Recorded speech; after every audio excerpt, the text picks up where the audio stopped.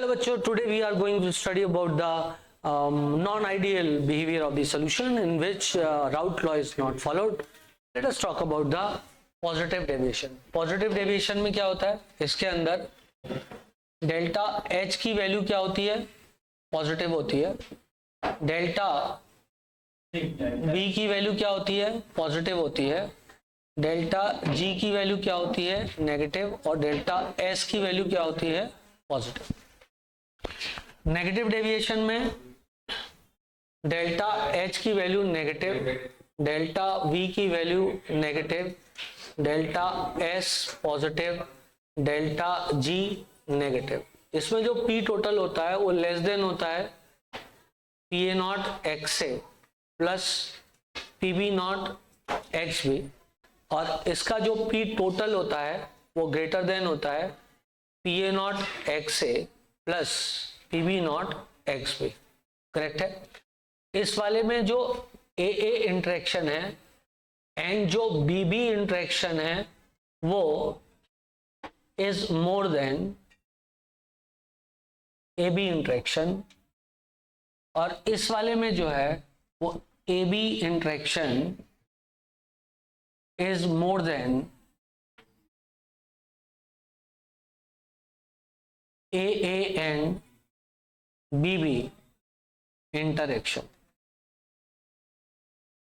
BB interaction. बोलो बेटा, क्या बात क्लियर है? सच्ची मुच्ची, मुच्ची सच्ची. चलो आगे बढ़ते हैं, आगे बढ़ते हैं. मैं इसको बैठा दूं, जल्दी बोलो बेटा.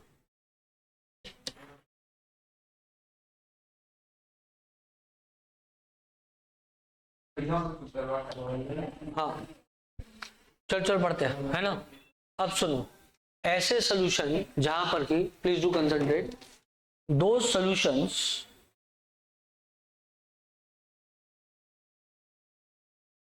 in which large positive deviation occurs can form minimum boiling azeotropic mixture. ठीक है, can form minimum boiling azeotropic mixture. इसका एग्जाम्पल बता सकते हो मेरे को?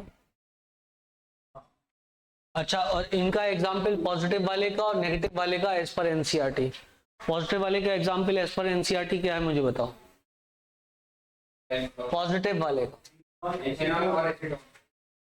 इथेनॉल एंड एसीटोन एज पर एनसीईआरटी, बस. ठीक है ना. अब इसमें हमने रीजन दिया होगा कि इथेनॉल के साथ में हाइड्रोजन बॉन्डिंग कर लेगा और इथेनॉल एसीटोन के बीच में नहीं हो पाएगी उतनी अच्छी कोई हाइड्रोजन बॉन्डिंग. हाँ बोलो, एक और क्या है?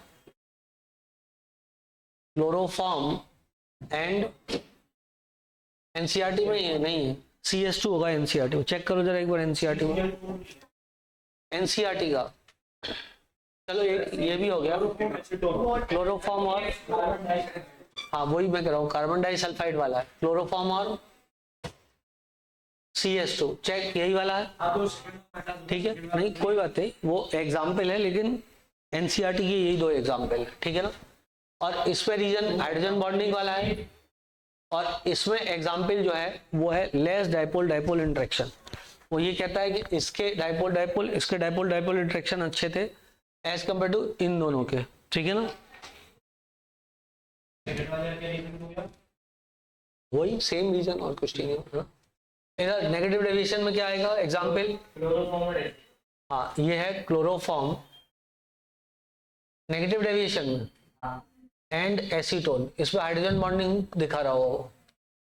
ठीक है ना, क्योंकि इसका जो लोन पेयर है वो इसका जो H है उसके साथ बॉन्ड कर रहा हो. चेक.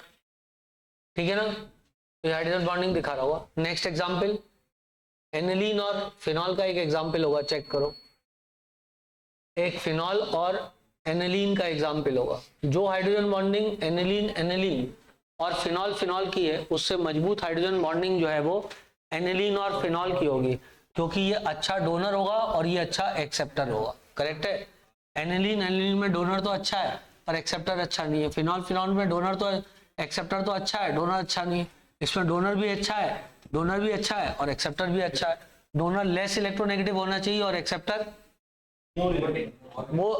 मोर इलेक्ट्रोनेगेटिव, है ना। उसके बाद में अगली बात बताओ क्या है। अच्छा, अब पॉजिटिव और नेगेटिव डेविएशन के एग्जांपल दिए हुए हैं, जल्दी चेक करो। नेगेटिव डेविएशन के एग्जांपल देखो, HNO3 एंड वाटर का 68% मिक्सचर दिया हुआ, 68% मिक्सचर, ठीक है। ये है किसका, ये है example of maximum boiling azeotropic mixture, maximum boiling azeotropic mixture. और example of minimum boiling azeotropic mixture, alcohol C2H5OH 95.5% plus water 4.5%। ये दो एग्जांपल एनसीईआरटी में दिए हुए हैं, ठीक है ना। अब एजियोट्रोपिक मिक्सचर क्या होता है ये सुन लो।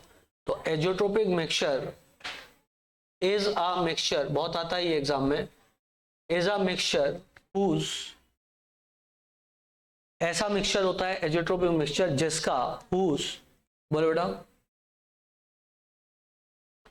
एजियोट्रोपिक mixture is a mixture whose क्या,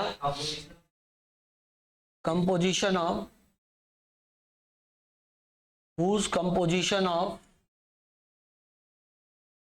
liquid phase and vapor phase are same, and vapor phase are same, which cannot be separated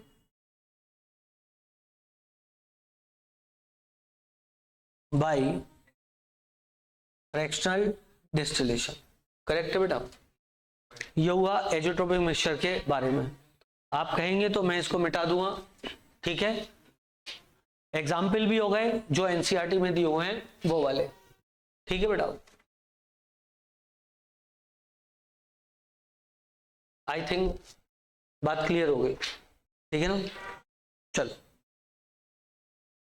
बाकी छोटी छोटी बातें एक आध और करेंगे, ठीक है ना। मिटा दूं क्या बेटा इसको मैं,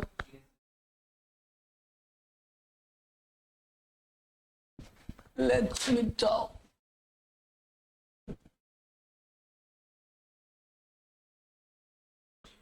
इसको भी धोने के लिए डालना पड़ेगा क्या। ये जो माइक्रो वाला है ना, ये खराब हो गया है। इसको निरमा वाशिंग पाउडर या कोई भी वाशिंग पाउडर में डाल के तब सही रहेगा।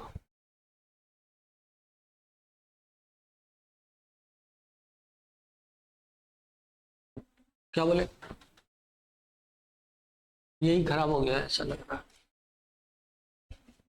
यस गाइस, इसके बाद में अगली बात करते हैं। अगली बात करें तो देखो, कल मैंने तुम लोगों को वो बताया था, क्या कहते हैं उसको, वेपर फेज का कंपोजिशन और लिक्विड फेज के कंपोजिशन के बारे में, है ना। तो उसी का एक वो जो कंक्लूजन आया था, तुम्हें यदि याद हो तो PA0XA was equal to YAPT, याद है, और PB0XB was equal to YBPT। फिर आपने देखा था YA/PA0 plus YB upon PB0 is equals to 1/PT, या इसको मैं YA/PA0 plus 1 minus YA upon PB0 is equals to 1/PT लिख सकता हूँ, कोई दिक्कत नहीं है किसी को, ठीक है ना बेटा। अब सोचो, यदि मान लो मैं यहाँ पर, हाँ ठीक है 1/PT हो गया।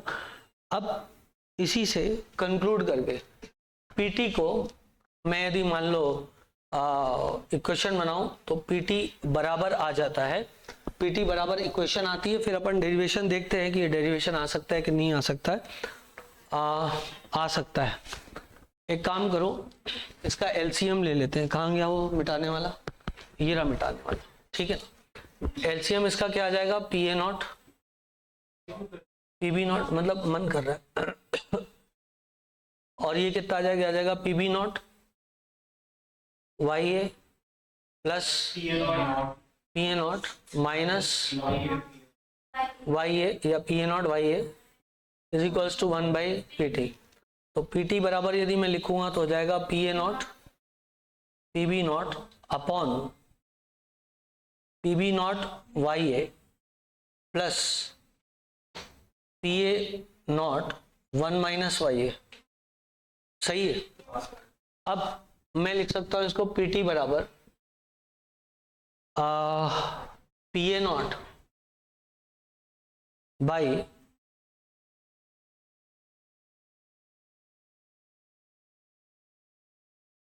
P A not P B naught नहीं P A naught by Y A. अरे यार ये बहुत कचरा कर रहा है। P A naught by Y A plus P B naught by P A not 1 minus Y A. Check check. इसी को दो भाग में बांट सकता था कि नहीं बांट सकता था? इसको मैं लिख सकता था P A not P B not upon P B not Y A plus P A not P B not upon P A not 1 minus Y A. कर सकता था। पी बी नॉट को पी बी नॉट से काट देता। क्या नीचे कुछ एडिशन सब्ट्रैक्शन थोड़ी है? क्या हुआ? एडिशन सब्ट्रैक्शन हां सर पर तो डेसिमल करना पड़ेगा है। इसको पीटी का 1 बाय पीटी करके तो आप कर सकते हो। ऐसा ऐसे नहीं कर सकते। दिस बाई दिस है ना, तो दिस बाई दिस भी है, दिस बाई दिस भी तो है। सेपरेट कर दे। नहीं मैं सोच रहा हूँ नहीं कर सकता है। हाँ मैं एग्जाम्पल मतलब 2 2 मल्टीप्लाई करके देखता हूँ। 2 गुणा 2 4 कॉमन लेके कर सकते हैं।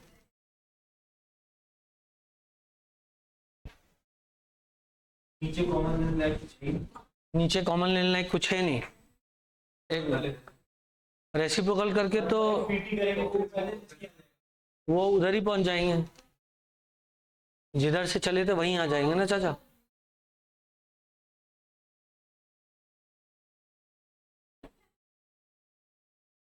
मुझे अभी भी रेसिप्रोकल में कर सकते हो तुम, ऐसा बोल रहे हो? तो रेसिप्रोकल में कर सकते थे तो क्या लिखते? अच्छा चलो रेसिप्रोकल में कर लेते। तो रेसिप्रोकल में दोनों दोनों को डिवाइड कर सकते थे ना? नहीं रेसिप्रोकल में दोनों को डिवाइड कर सकते थे ना? हाँ तो वही आ जाएगा जो पहले था। तो फिर फायदा क्या हुआ?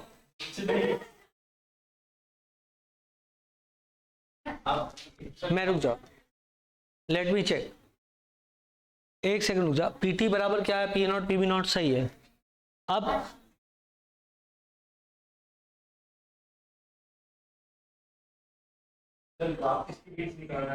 वाई ए के बीच एक सेकंड रुक, मैं इसको अंदर ले जाता हूँ। हाँ और सॉल्व करता हूँ। हाँ वही कर रहा हूँ। पीटी बराबर हो जाता है P A not P B not upon P B not Y A minus P A not Y A plus P A not. यही होता है। वाई ए कॉमन निकाल लें तो इसको लिख देता P A not P B not upon P A not plus Y A P B not minus P A not. सही है। अब ग्राफ यदि मैं प्लॉट करूं P T versus Y A, तो पी टी इनवर्स रिलेशनशिप है, तो इसका ग्राफ कैसा आएगा? इसका ग्राफ जो है P T versus rectangular hyperbola कुछ आएगा, कुछ इस हिसाब से। सही है क्या? कुछ हिसाब से ग्राफ आना चाहिए। ऐसे ही ग्राफ दिखा रहा भी होगा, है बेटा? उस इक्वेशन से अपन नहीं उस इक्वेशन से तो स्ट्रेट लाइन आती थी ना। ये स्ट्रेट लाइन है। कैसे आता था वो जो सेकंड? इसका जो ग्राफ है, सुनो तो, प्रेशर कंपोजिशन जो ग्राफ है पीटी वर्सेस वाई है, ये वाला ग्राफ इन्होंने जो दिया है वो ग्राफ मैथमेटिकली ऐसे ही आता है। अब चेक करेंगे, रुक जाओ। एक तो ये है ऐसा गया हुआ है और दूसरा ऐसा गया हुआ है, ठीक है ना। अब सोचेंगे बैठ करके कि क्या हुआ है। ये दिया है पीबी नॉट, ये है पी टोटल, ये है मोल फ्रैक्शन ऑफ ए, ये 0 है और ये 1 है, और यहां पर लिखा है उसने क्या, पी ए नॉट। तो इसका मतलब x से बराबर यहाँ पे 0 होगा और यहाँ पर x से बराबर 1 होगा, ठीक है ना। अब ये जो इस तरफ बताता है वो बताता है लिक्विड कंपोजिशन, नीचे वाला वेपर के लिए, और जो ये है वो लिक्विड प्लस वेपर के लिए, ठीक है ना। अब इसमें सुनना, pressure versus composition phase diagram ध्यान देंगे तो बताऊंगा। In this kind of phase diagram the temperature has fixed value, the mole fraction of one component is plotted on horizontal axis and the pressure is plotted on the vertical axis. If A is more volatile than B, then we get following diagram. ठीक है, यदि A is more volatile than B तो सही है, ये PB not है और ये PA नॉट है, ठीक है। ये वेपर के लिए डायग्राम और ये लिक्विड के लिए डायग्राम, ठीक है ना। ये वाला डायग्राम कल परसों की क्लास में हमने पढ़ा था। हाँ भाई जो पीटी बराबर पढ़ा था ना, P A not X A plus PB not X B वाला, वो यही स्ट्रेट लाइन थी, याद हो तो मैं तो इंटरसेप्ट यदि पीबी नॉट था तो ग्राफ था PB not plus X B, P A not minus PB not, नहीं पीबी नॉट था प्लस एक्स ए था, पीबी नॉट था प्लस एक्स ए था। इसके लिए क्या होता, इसके लिए होता पीटी बराबर PB not plus X A, PB not minus P A not, हाँ ए था तो पी ए नॉट था, सत्य वचन, और ये था पीबी नॉट, सही है। ऐसा कुछ ग्राफ कल हमने पढ़ा था, पीटी बराबर PB not plus X A, P not minus PB not, ये कल का ग्राफ था। और वो ये वाला ग्राफ, ऐसा वाला ग्राफ, ठीक है। अब जो ये वाला ग्राफ है, ये वाला ग्राफ इस इक्वेशन से आया, और ये क्या दिखा रहा है, ये दिखा रहा वाई है। कौन सी इक्वेशन से आया, ये वाली इक्वेशन से। और ये क्या दिखा रहा है, वाई है, बोले बेटा। और ये क्या दिखा रहा है, ये एक्स से नहीं आया, अरे ये एक्स से 0 है और ये क्या है, एक्स से 1 है। अब यदि वेपर में देखो तो जब यहाँ पे एक्स से बराबर 1 है तो वाई ए बराबर क्या होगा, 0, बोले बेटा। और यहां पर वाई ए बराबर क्या होगा, 1 होगा, करेक्ट है। और ये ग्राफ काई के लिए, ये ग्राफ है वेपर फेज के लिए, जो कि इससे आ रहा है, रेक्टेंगुलर हाइपरबोला जो आ रहा है वो इससे आ रहा है। अब इसको तुम्हें समझना है मैथमेटिकली कि ये वाला ग्राफ पीटी के रिस्पेक्ट में ऐसा कैसे जा रहा है, मतलब किस तरीके से ग्राफ मैथमेटिकली इस प्रकार का होगा, पर मैथ्स के आधार पे ग्राफ ऐसा ही होना चाहिए। पीटी बराबर आ रहा है, ये कांस्टेंट वैल्यू है, ये भी कांस्टेंट वैल्यू है, ये वेरिएबल है, ये भी कांस्टेंट है। पीबी नॉट छोटा है, पी ए नॉट से छोटा है, नेगेटिव तो आएगा। हाँ सही है, हाँ तो ग्राफ जैसा अपन ने बनाया था उसको उल्टा बन गया, करेक्ट है, ठीक है ना।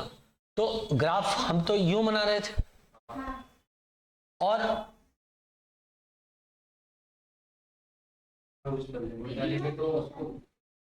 सर मेरे को तो ऐसा लग रहा है कि वेपर फेज में नेगेटिव डेविएशन शो कर रहा है क्या? नहीं, मेरा तो दिमाग खराब हो रहा है कई चीजों से। एक तो बोर्ड पे गंदगी ज्यादा हो रही है, ऊपर से माइक खराब हो गया है, दोनों चीजें बहुत गलत हुई हैं। ग्राफ राफ तो ठीक है, चलता रहता है ना। नेगेटिव शो कर रहा है क्या नेगेटिव शो कर रहा है, डेविएशन? थोड़ी देर और दिमाग लगाओ, आ जाएगा दिमाग में। जैसे जैसे तुम यहां से यहां जा रहे हो, तुम तो 2-3 इंपॉर्टेंट चीजें मैंने तुम्हें बता दी हैं। यहाँ पे क्या प्लॉट हो रहा है, वाई ए प्लॉट हो रहा है, यहाँ पे क्या प्लॉट हो रहा है, एक्स ए प्लॉट हो रहा है, करेक्ट है बात। अब क्या हो रहा है, यहाँ पर वाई ए की वैल्यू कितनी थी, 1 थी, और यहाँ पर वाई ए की वैल्यू कितनी है, 0 है। मतलब लॉजिकली तो सही है, हाँ लॉजिकली तो सही है। लॉजिकली तो सही है ना। अब अपन सोचते हैं कि वाई ए की वैल्यू 0 है यहाँ पर, और ये किसको प्लॉट कर रहा है, वाई ए को। तो जैसे जैसे मैं इधर से इधर जा रहा हूँ, इधर वाई ए 0 हो रहा है तो वाई बी क्या हो रहा है, बढ़ रहा है। 1 हो रहा होगा। सही है कि नहीं? हाँ, जब ये वेपर फेज के कंपोजिशन को प्लॉट करेगा,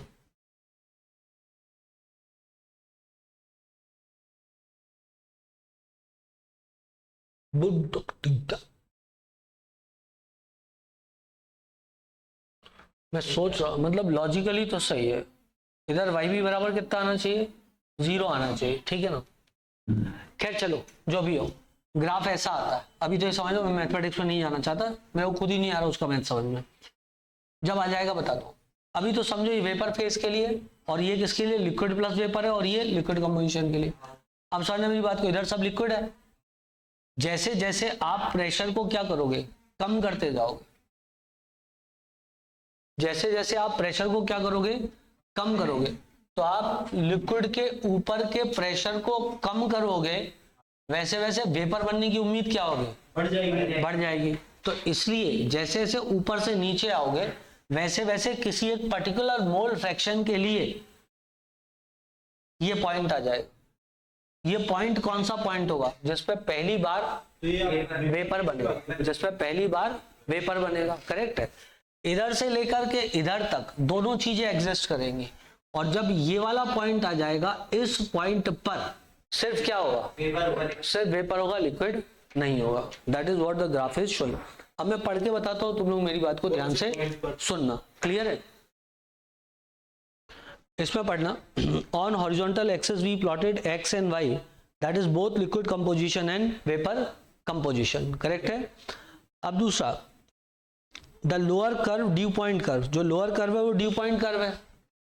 ये वाला जो कर्व है वो क्या है, ड्यू पॉइंट कर्व है, और ये वाला क्या है, बबल पॉइंट कर्व आएगा, क्योंकि वहां पे बबल बनेगा। The lower curve dew point curve represent the total pressure as function of composition, the mole fraction in the vapour phase at equilibrium with the liquid phase, it is plotted using PT versus Y A, और उस पर equation यही वाली जी दी है जो इधर फंसी हुई है। The upper curve that is bubble point curve, तो नीचे वाले कर्व को क्या बोला है, ठीक कर। नहीं नहीं, वो नीचे वाले को due point curve, dew point curve. ऊपर वाले को क्या बोला है, ये आईआईटी में आएगा, इसलिए बबल पॉइंट कर्व तुम्हारे लिए नहीं है, तो अपनी आंखें बंद कर लो। वैसे भी आंखें तो अपनी बंद ही रखते हो।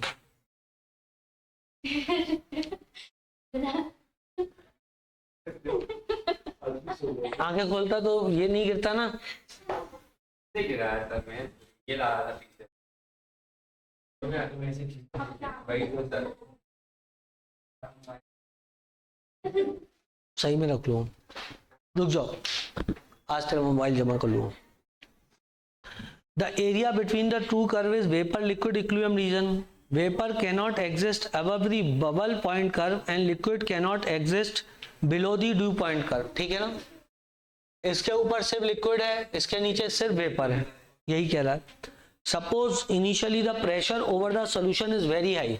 Suppose initially pressure बहुत ज्यादा हाई था, तो यदि प्रेशर हाई होगा तो सिर्फ लिक्विड होगा, तो जब प्रेशर हाई है तो सिर्फ लिक्विड है, so that no vapor exists above the liquid. As we gradually decrease the pressure, a bubble point comes. When we cross the bubble point curve, the first bubble of the vapor start forming.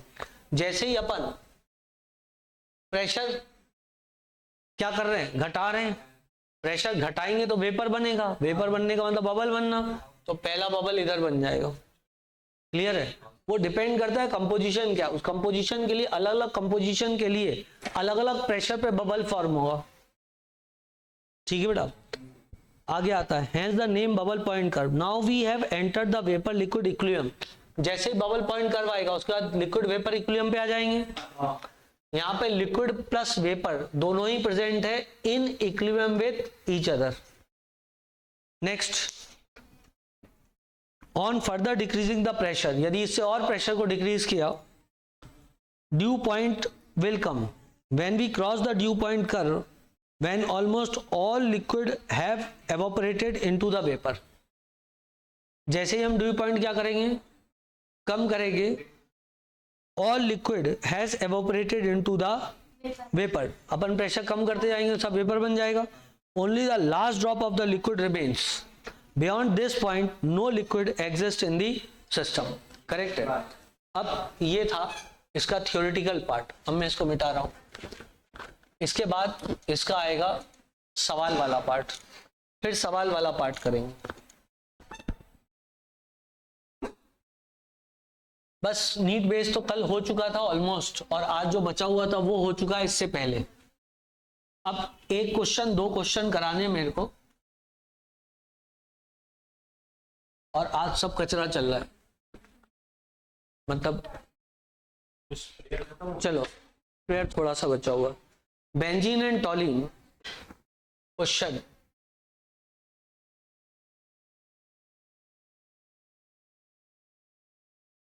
benzene and toluene are nearly ideal solution. P naught benzene बराबर 30, P naught benzene बराबर 100 mmHg and P naught toluene बराबर 30 mmHg. A liquid having 3 mole benzene and 2 mole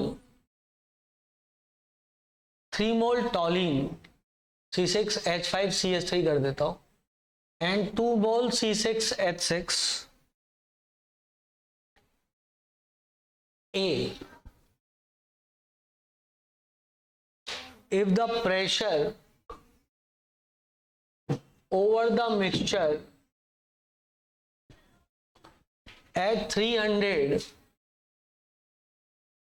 Kelvin is reduced, at what pressure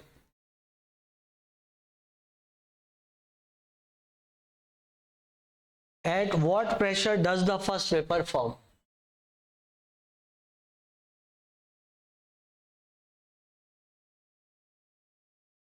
At what pressure does the first vapor form? B.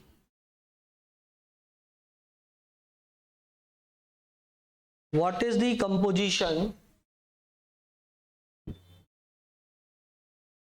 of first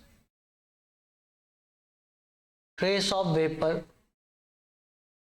C.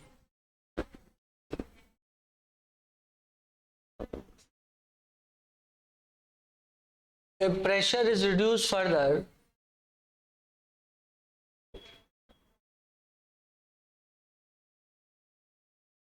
ये question NEET में नहीं आएगा, लेकिन इस question के part तो पता होने चाहिए. At what pressure does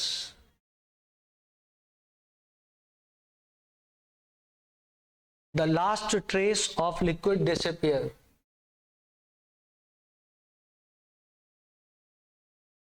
और जैसा वो बोल रहे हैं ना सीबीटी हो जाएगी, यदि मान लो सीबीटी हो गई ना तो नीट का पेपर एनसीईआरटी से बाहर चला जाएगा. What is the composition of the last trace of vapor?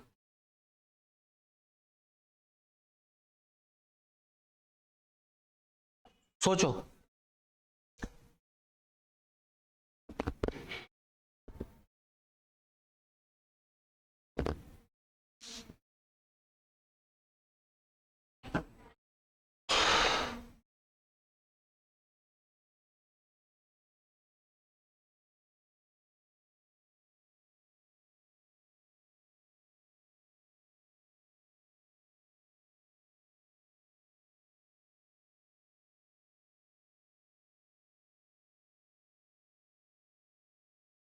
तू ही रे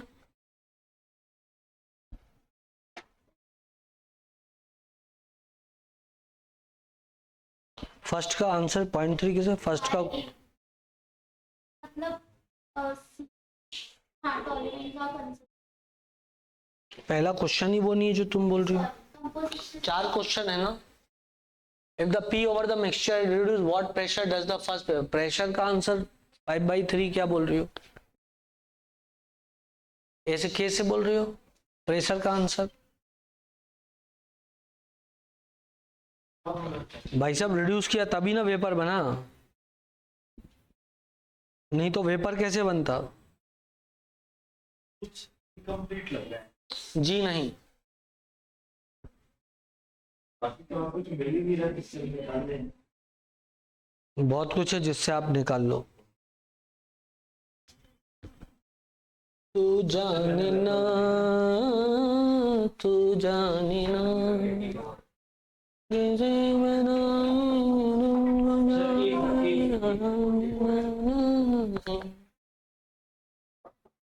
Low system resources may affect your audio quality. Try closing some application to improve performance.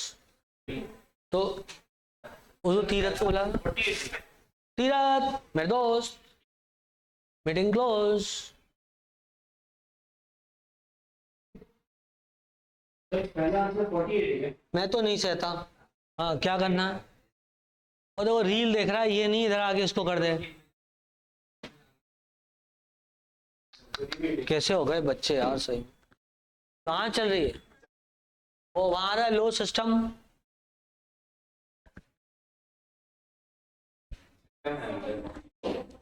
अनुराग लेकिन तूने गलत किया मैं तेरे को बता दूं एक सेकंड देख लेना ना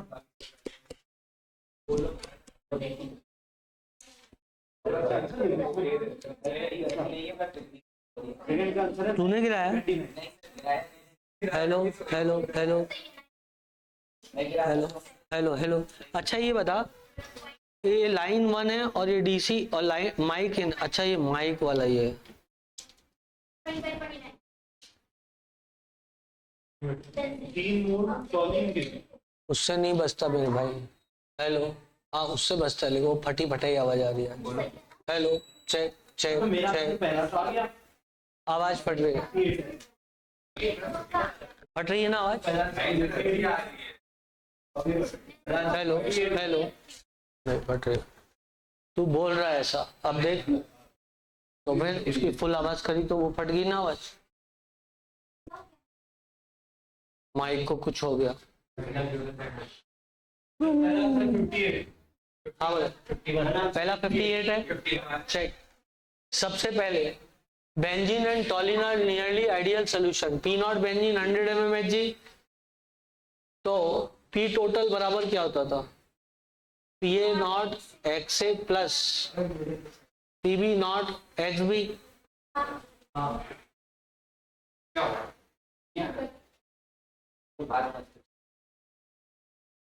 तो ये क्या आ जाएगा पी ओ नॉट कितना है ये नोट है 100 टॉलरेंस इक्वल होते हैं 100 तो बेंजीन के मोल कितने हैं 2 हाँ 2/5 प्लस 30 3/5 बराबर 58 mm एच बराबर पी टोटल ठीक लेकिन अब if the P over the mixture at 300 Kelvin is reduced at what pressure does the first vapor form मेरी बात को ध्यान से सुनना वेपर तो तभी बनेगा जबकि एक्सटर्नल प्रेशर बराबर नीचे का प्रेशर हो जाएगा और जो नीचे का प्रेशर है जो लिक्विड का वेपर प्रेशर है मैक्सिमम बन सकता है वो 58 बन सकता है तो जब तक ऊपर का प्रेशर 58 से कम नहीं होगा तब तक वेपर बनना चालू नहीं होगा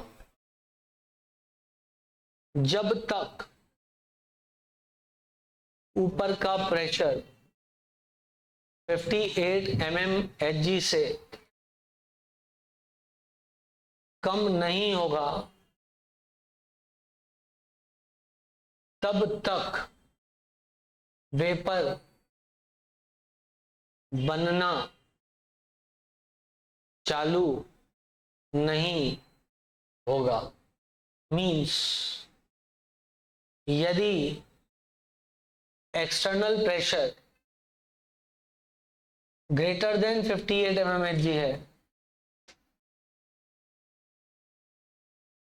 तो कोई प्रेशर, कोई वेपर नहीं होगा, बस लिक्विड होगा। समझे बेटा? अब प्लीज आप मेरी बात को ध्यान से सुने। तो यदि मान लो मैं यहां पर बेंजीन का कंपोजिशन बढ़ा दूं, यदि मान लो मैं यहां पर बेंजीन का कंपोजिशन बढ़ा दूं, प्रेशर ज्यादा तेजी से बढ़ेगा। तो बेंजीन का कंपोजिशन बढ़ाने पर जो वेपर का प्रेशर है वो बढ़ जाएगा। हाँ बोल बेटा। बिल्कुल। तो वेपर का प्रेशर बढ़ जाएगा, तो इधर से जो आप प्रेशर कम करोगे वो भी बढ़ाना पड़ेगा। वो भी बढ़ाना पड़ेगा, मतलब बढ़े हुए प्रेशर पे ही वेपराइजेशन हो जाएगा। बोलो बेटा। तो क्या होगा, बढ़े हुए प्रेशर पर ही क्या होगा, वेपराइजेशन हो जाएगा। आ रहा है कि नहीं आ रहा है? तो कुछ नहीं आ रहा। अब सोचो, ये मोर वॉलेटाइल वाला था यहाँ पर, हाँ वो बेंजीन है, हाँ ये मोल फ्रैक्शन दिख रहा है तुमको। हाँ। बोलो, आपने मोल फ्रैक्शन बेंजीन का बढ़ाया, हाईयर प्रेशर पर ड्यू पॉइंट आ गया। मोल फ्रैक्शन बेंजीन का घटाया, लोअर प्रेशर पर ड्यू पॉइंट आया। ओ सॉरी, क्या नाम है, बबल पॉइंट आया। तुम्हें फिर नहीं आया समझ में? मेरी बात को ध्यान से सुनो। सुनो बेटा, आपने क्या बढ़ाया, बेंजीन का यदि फ्रैक्शन बढ़ाया तो इधर जाएगा ग्राफ। हाँ और जिस समय वो फर्स्ट बबल पॉइंट आ रहा है, इस समय का प्रेशर बढ़ रहा है, मतलब हाईयर प्रेशर पर ही वेपर बन जाएगा। हाँ हाँ। देखो ये यहाँ पे मीट कर रहा है कि नहीं कर रहा है ये? अरे बोला ना। हायर इस समय, अच्छा एक बताओ, इस समय एक्स बेंजीन ज्यादा है कि इस समय एक्स बेंजीन ज्यादा है? एक्स बेंजीन तो आगे वाले पे ज्यादा है।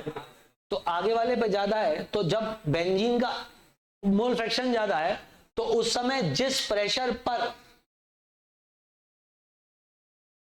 वेपर बनना चालू हुआ वो प्रेशर भी तो ज्यादा है। हाँ तो इसका मतलब आप प्रेशर को क्या कर रहे हो, रिड्यूस कर रहे हो। ऊपर से नीचे जा रहे हो, प्रेशर को क्या कर रहे हो, रिड्यूस कर रहे हो। तो जब आप पिस्टन ऊपर पुल करोगे तो यदि उसी चीज चली गई,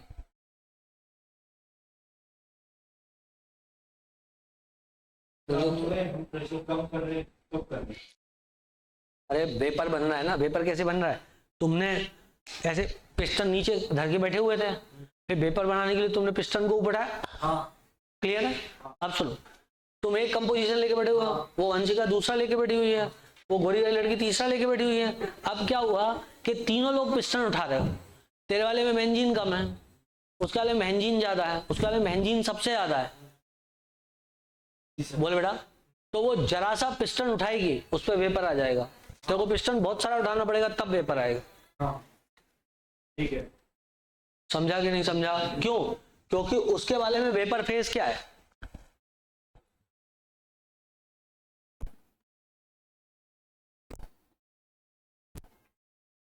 समझ बात को?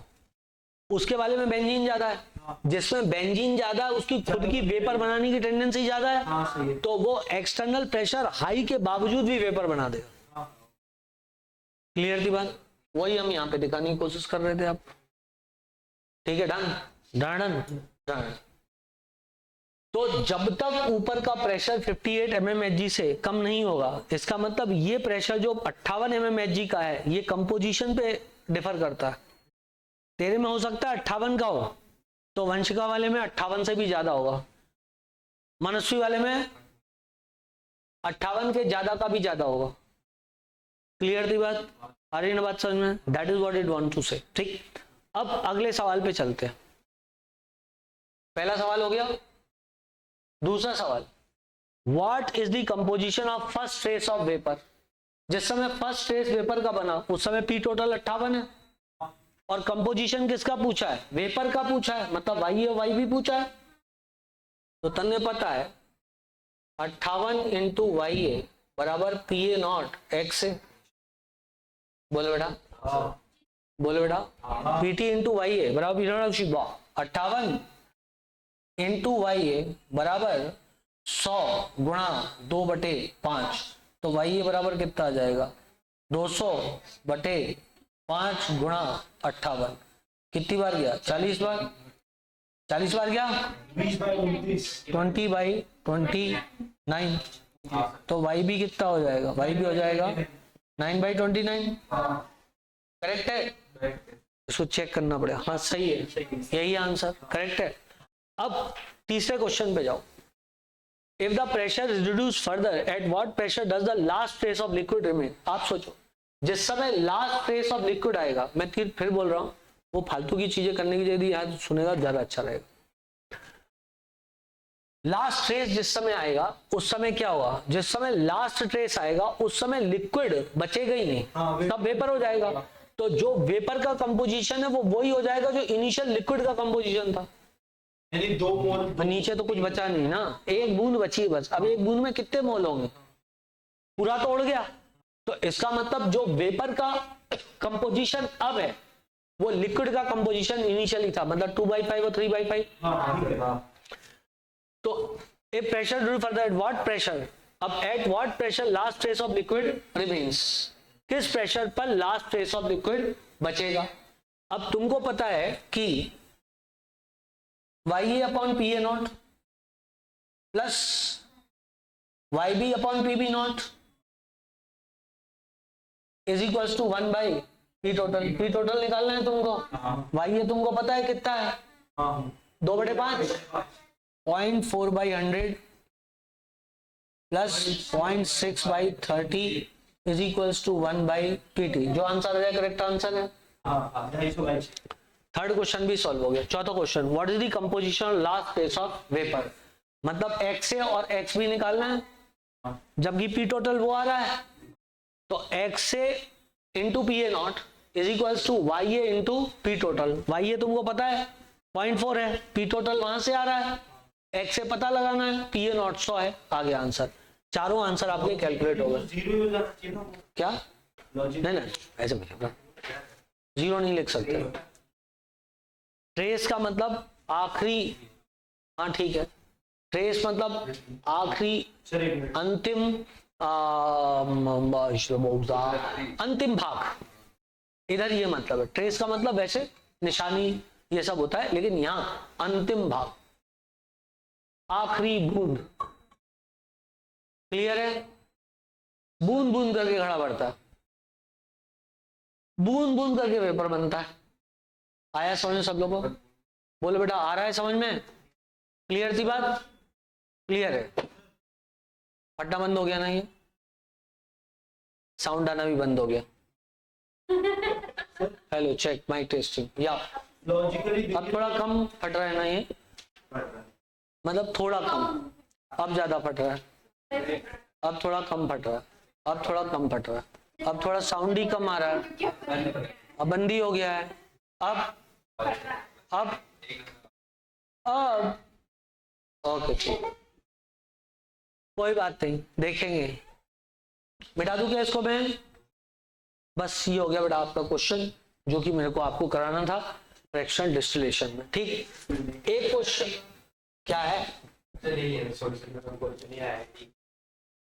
अरे IIT का था क्वेश्चन, लेकिन समझने को तो मेडिकल का भी था ना। चलो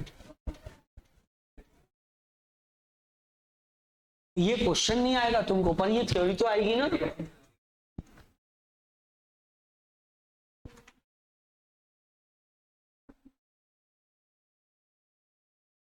एक साल मेडिकल में बच्चों को झटका लगेगा, देखना किसी एक साल तो तगड़ा झटका लगने वाला है, बता।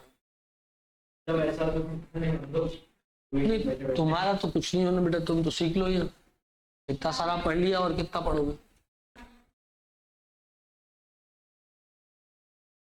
तो अच्छा है ना। कठिन पेपर आने पे तो तुम्हें एडवांटेज, लेकिन रैंक बढ़ जाती ना बेटा, देख के आना, आज सब गिर रहे हैं।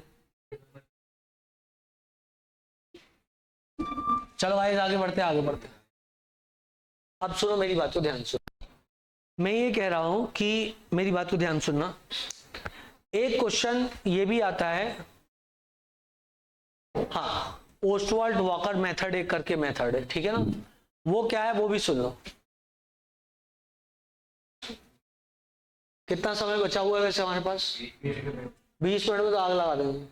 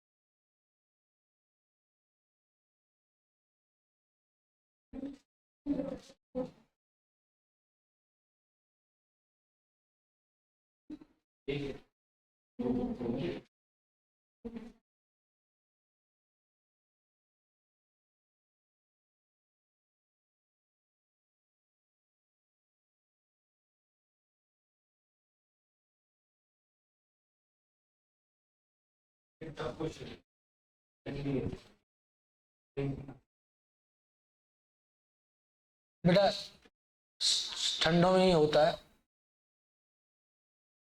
कान दुख रहा है, और ये जनरली ईयर इन्फेक्शन की निशानी होता है। यदि घर पे फिर भी ऐसा होता है तो आप भाप जरूर ले लें, आपको आराम पड़ जाएगा।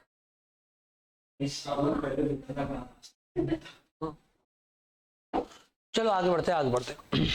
इसके अंदर हमने भरा हुआ है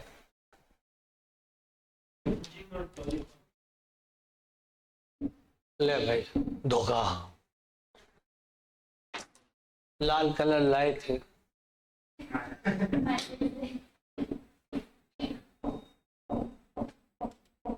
ये है प्योर सॉल्वेंट।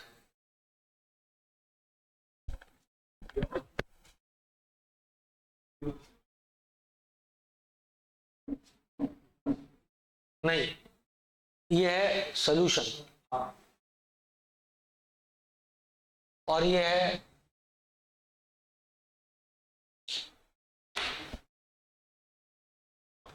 ये था सॉल्यूशन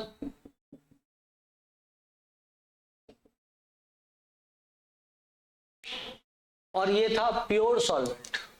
कौन सा सॉल्वेंट? Pure solvent, right. अब क्या हुआ कि यहां से वेपर अंदर घुसा, बोलो यार, जब यहां से अंदर घुसा, हाँ सर, हाँ सर, हाँ हाँ हाँ हाँ,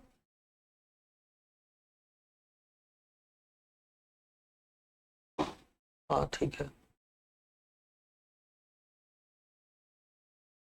वो तो मेरे को कोई मतलब कहीं नहीं लग रहा।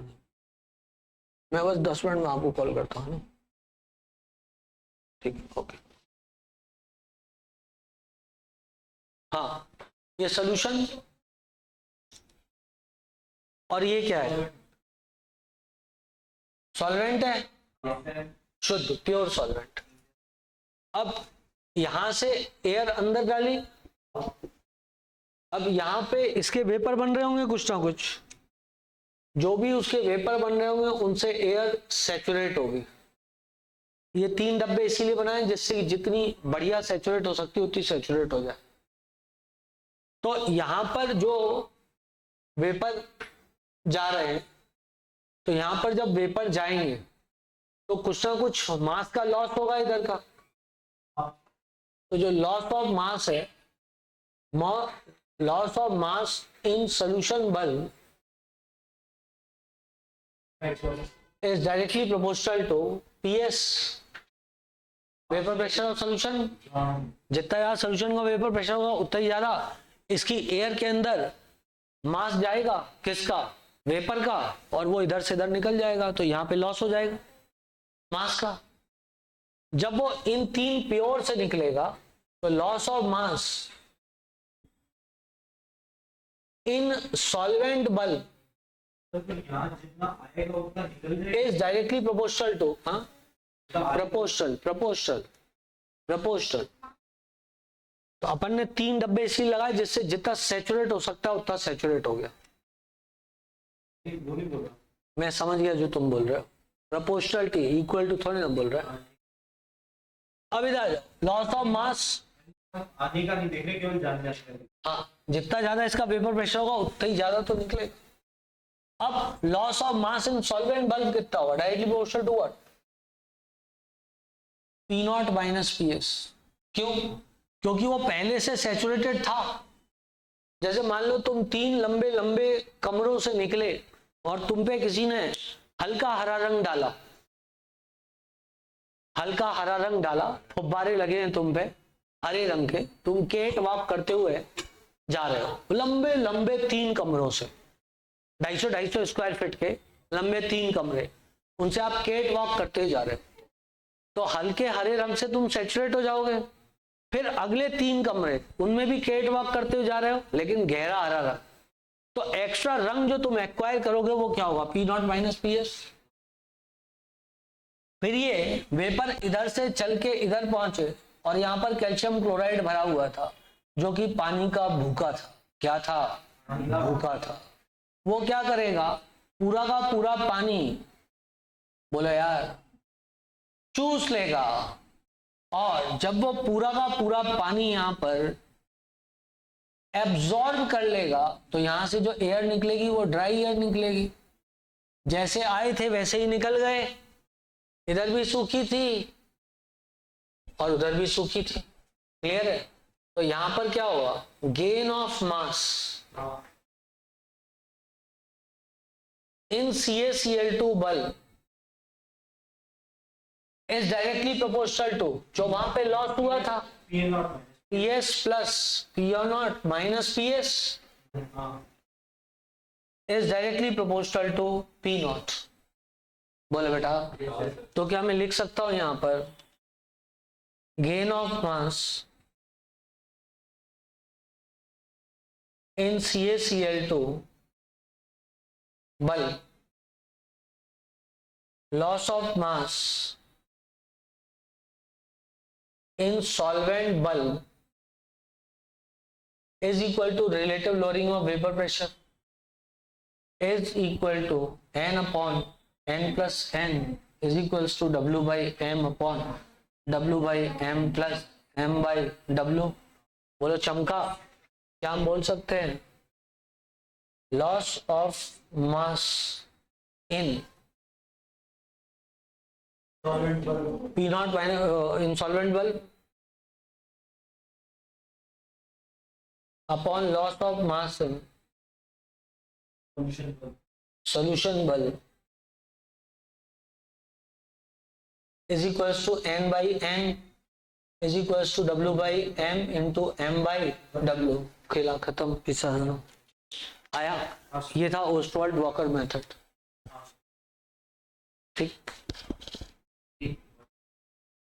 यार, ये कभी कभी आ सकता है, मैं देखो सही बोलूं तो, मतलब ये अच्छा कंसेप्ट है, वैसे एनसीईआरटी में नहीं दिया। ठीक है जी,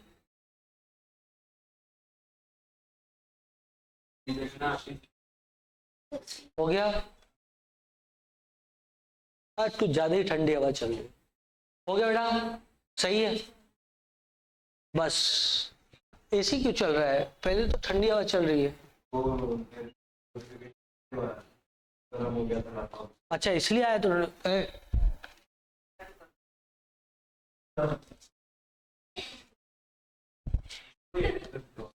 क्लियर है। वैसे बताओ, पंखे के नीचे रखा करो, सबसे बढ़िया।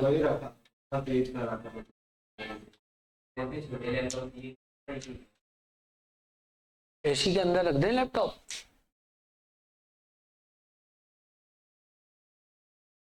अरे भैया सॉरी, चलो अब एक आखिरी टाइम हो गया, बस अब कल अपन केमिकल काइनेटिक्स पढ़ेंगे, लेकिन इसका एक छोटा सा सवाल मैं कल आपको कराऊंगा, कितनी आइस बाहर आ गई। तुम तो वैसे भी नहीं पढ़ रही थी, पढ़ रही थी तो फिर क्या मतलब है, वैसे गलत करती हो। जो कंसेप्ट चलता है ना वो क्वेश्चन नहीं आएगा, लेकिन कंसेप्ट तो आएगा ना। कब वेपर बनता है ये कंसेप्ट पता होना चाहिए कि नहीं होना चाहिए। हाँ खुशी भाई, खुश रहो।